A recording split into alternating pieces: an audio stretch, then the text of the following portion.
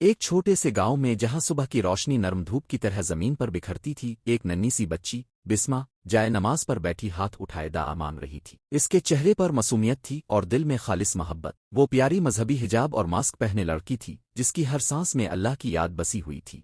بچپن کی وہ پہلی دعائیں جن میں دل کے سوا کچھ نہ تھا۔ وقت گزرتا گیا، بسما بڑی ہوئی مگر اس کی نرمی اور محبت ویسی ہی رہی۔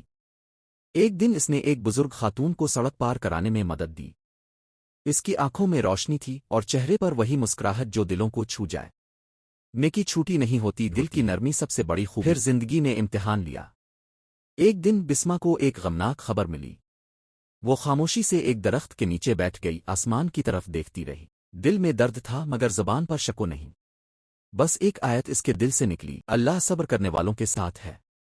رات کے وقت جب سب سو جاتے، بسما تنہائی میں تہجد کی نماز پڑھتی۔ چاندنی اس کے کمرے میں پھیل جاتی اور دیوار پر اللوئے کی خطاطی چمکنے لگتی۔ ایسا لگتا جیسے آسمان اس کے دل سے بات کر رہا ہو۔ جب دنیا خاموش ہو جائے تو دل اللہ کی آواز سننے لگتا ہے۔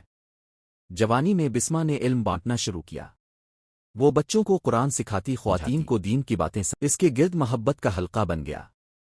لوگ اس سے دعائیں لیتے اور اس کی باتیں دل میں آترت۔ علم بانٹنے سے بڑھ کر کوئی تحفہ نہیں، اور دل سے نکلی بات دل میں۔ وقت نے اسے عمر دی مگر اس کی روشنی کم نہ ہوئی۔ اب وہ نوجوان لڑکیوں کو رہنمائی دیتی، انہیں ایمان، خدمت اور اخلاص کا سبق۔